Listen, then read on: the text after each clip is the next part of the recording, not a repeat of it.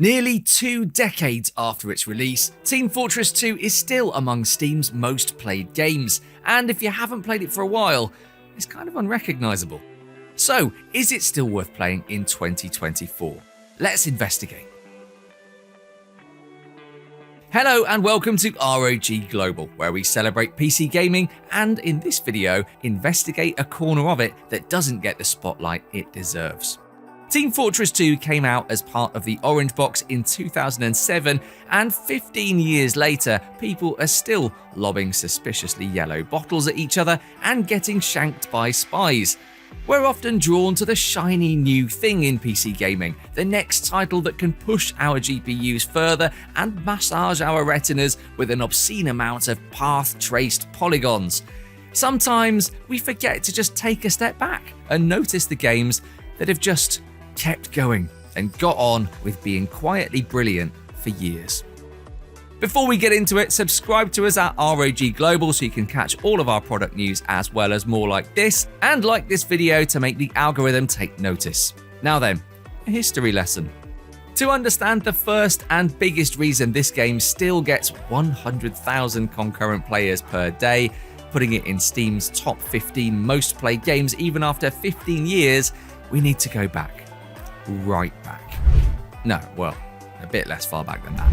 There we go. This is the original Team Fortress, a mod for Quake in 1996 that introduced class-based multiplayer to the world. Team Fortress became Team Fortress Classic, a Half-Life mod that updated the visuals and mechanics while keeping those same classes. They're all here, and although they obviously work a bit differently to those in TF2, they're definitely familiar to watch or play.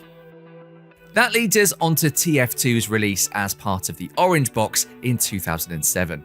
Players at the time had some idea of what to expect because they'd been playing TFC for years already. TF2 was supposed to be released not long after Half-Life in 1998, but numerous rethinks at Valve meant it was nearly a decade before this Pixar-looking cavalcade of perfectly balanced chaos we know and love came to fruition. It's taken a long time to make this point, but here's the biggest reason people are still playing this game in 2024. Valve got it so right at the start.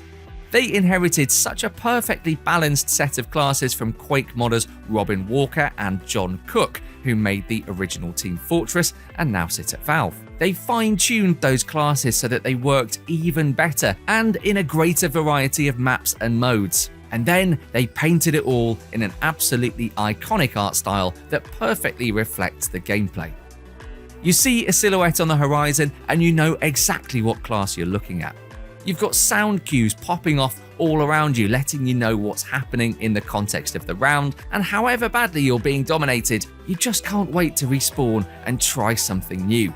A new class, a new strategy, a new place to camp. That alone, the incredible design, gave Team Fortress 2 some of its longevity. In June 2011, TF2 went free to play. Response was mixed to this. Some players feared the onset of the hat apocalypse, since the game had been focusing on cosmetic items for years even before this announcement.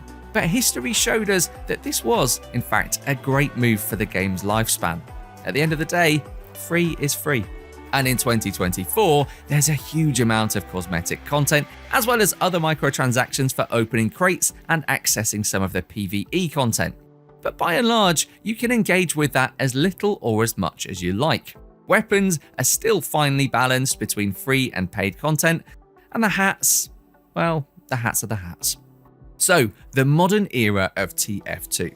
What exactly has this game become, and is it still any good? Well, 100,000 players a day think so, and you can see why. The updates don't happen at the same rate they used to, but they are still happening. They tend to focus on community content now, like the Summer 2023 update, which added 14 new community maps, including Selbian, home to the now iconic seal. Seriously, this thing is the most beloved thing about TF2 since they introduced payload maps. How does it feel to play? Well, pretty chaotic. Some players complain about the high number of aimbots in public servers, but even aside from that, the skill ceiling here is insanely high because you've got 9 classes with more gear and weapon loadouts than ever, and players who've spent thousands of hours perfecting just one class. And believe me, it takes at least a few thousand to get good at Spy. So particularly if you're returning after a few years, your first few hours are spent feeling confused, getting killed, and feeling confused about getting killed.